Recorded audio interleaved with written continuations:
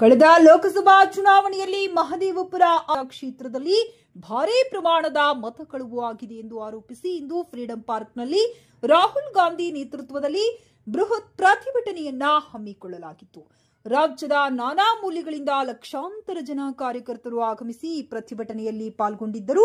AICC ಅಧ್ಯಕ್ಷರಾದ ಶ್ರೀ ಮಲ್ಲಿಕಾರ್ಜುನ್ ಖರ್ಗೆ ಅವರು, ಮುಖ್ಯಮಂತ್ರಿಗಳಾದ ಶ್ರೀ ಸಿದ್ದರಾಮಯ್ಯರವರು, ಉಪಮುಖ್ಯಮಂತ್ರಿಗಳಾದ ಡಿಕೆ ಶಿವಕುಮಾರ್ ಅವರು ಹಾಗೂ ಹಲವಾರು ಕಾಂಗ್ರೆಸ್ ಮುಖಂಡರು, ಎಲ್ಲಾ ವಾರ್ಡ್ಗಳಿಂದ ಆಗಮಿಸಿದ್ದ ನೂರಾರು ಕಾಂಗ್ರೆಸ್ ಕಾರ್ಯಕರ್ತರು, ನ್ಯಾಯ ಯೋಧರು,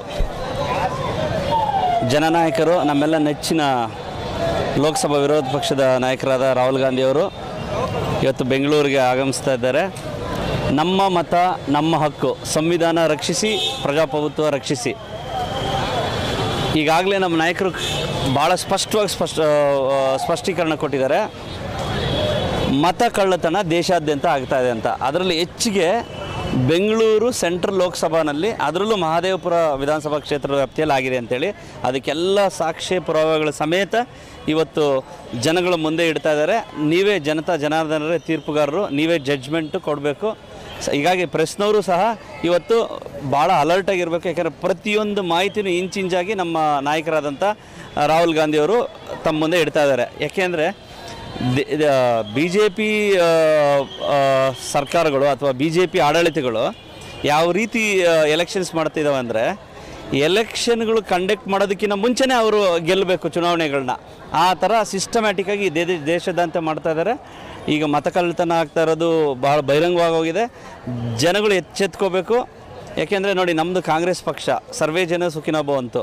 ವಿ ಆರ್ ಸೆಕ್ಯುಲರ್ ಪಾರ್ಟಿ. ಅಂದರೆ ನಮ್ಮ thought process secular, inclusive politics. ಅಂದರೆ ಎಲ್ಲ ಜನಾಂಗದವರು, ಎಲ್ಲ ವರ್ಗದವರು ಎಲ್ಲರೂ ಇರಬೇಕು ಅಂತ. ಅವರು ನಾವು ಮಾತ್ರ ಇರಬೇಕು, ಸವರ್ಣೀಯರೇ ಇರಬೇಕು, ಅಥವಾ ಅವರು ಬೇಕಾಗಿರೋ ಸಂಘ ಪರಿವಾರದವರೇ ಇರಬೇಕು ಅನ್ನೋ ಮನಸ್ಥಿತಿನಲ್ಲಿ ರಾಜಕಾರಣ ಮಾಡ್ತಿದ್ದಾರೆ. ಇದರ ವಿರುದ್ಧ ಹೋರಾಟ ಇವತ್ತು ಭಾಳ ಬೃಹತ್ ಸಂಖ್ಯೆಯಲ್ಲಿ ಲಕ್ಷಾಂತರ ಜನ, ವೇದಿಕೆ 30-35 ಸಾವಿರ ಜನಕ್ಕೆ ಸಿದ್ಧವಾಗಿದ್ದರೂ ಸಹ ಸೇರ್ತಾ ಇರೋದು ಲಕ್ಷಾಂತರ ಜನ.